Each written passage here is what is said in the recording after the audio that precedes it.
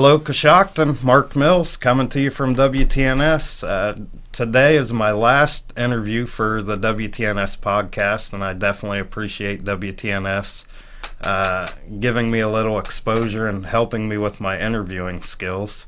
I may need them here in a couple months.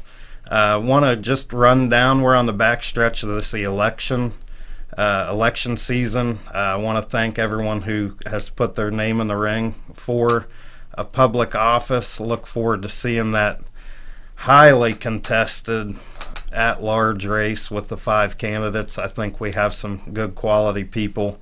In reading, I think all of my views align with their views.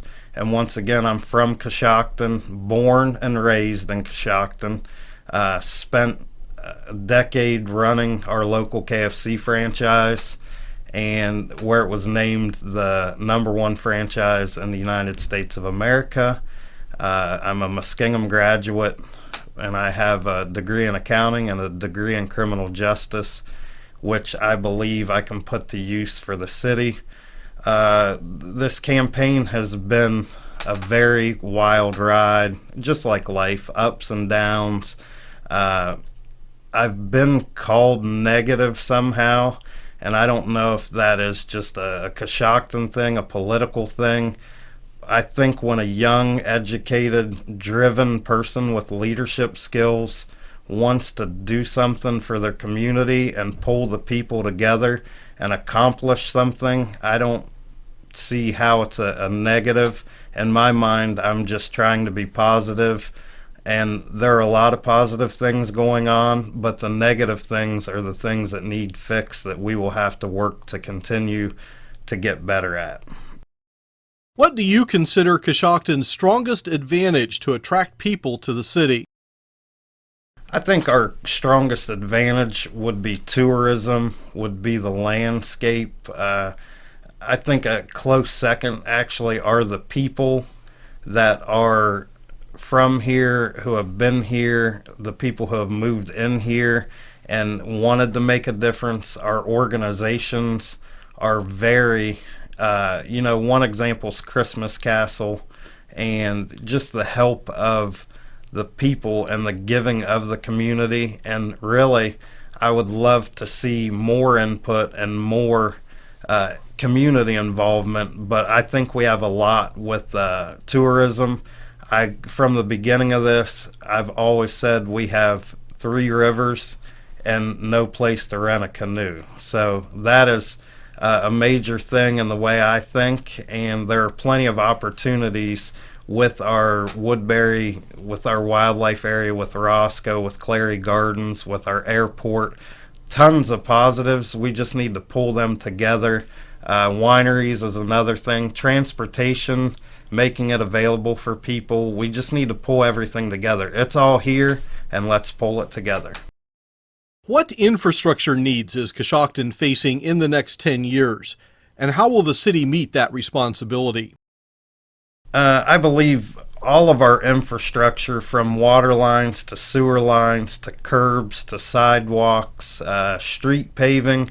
We pay money for street paving, and I know there's been a lot of beating on chest about getting 42% of our roads paved. But we not only pay a tax rate normally, we pay extra money for the street levy. So I really, I'm proud of the accomplishment of our current administration being able to spend our tax dollars. But I will also reach out and try to gain more funding through grants, through any means possible. Drainage is a big issue that I've talked to residents about, and we've let things go for years. So I really want to be proactive instead of reactive all the time. Before it falls in or falls over, we need to fix it, and we definitely need a plan in place so that all the departments can come together and understand what we need to work on and areas for improvement, and really have progress instead of run here, run there, and use it that way. How do you assess Coshocton's retail health, and what are your suggestions for improving retail opportunities?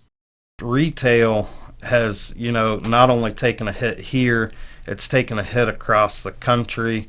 The retail giants have really pushed businesses off Main Street, and honestly, retail businesses have kept us on the couch, on the computer.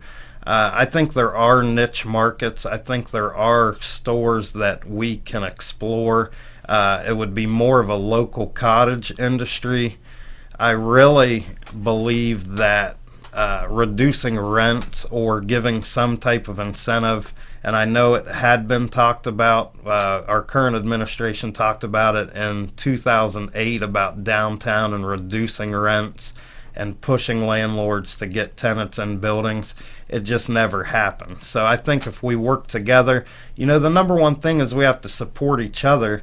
And at the end of the day, if there's nowhere to go here, then we have to find it somewhere else. So we need to make it to where people are staying local, shopping local, but they also in turn need the products that they're demanding. If you could wave a mayor's magic wand, what would you like to see the city spend money for that it's not spending enough on currently?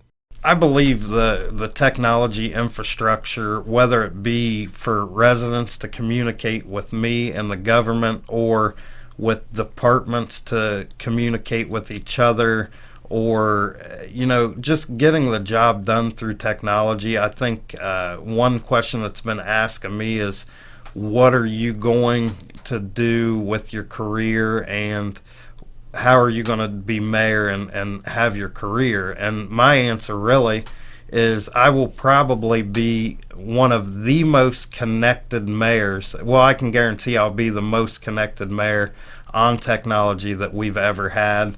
My career right now is basically everything's online, everything's on video, and I will bring that same expertise and the same to our city, and I will phase, my career out, and everything will work out.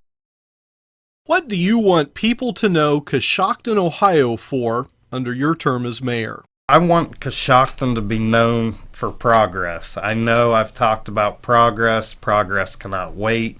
Progress has been the key word and the buzzword of this campaign. I want to see measurable economic growth. I want to see population growth. I just want an overall improving quality of life for every resident within the city. And I want real progress that will benefit not only our residents, but also our businesses and our schools. I think everyone needs to get involved, and I think the time's now. I think we've waited.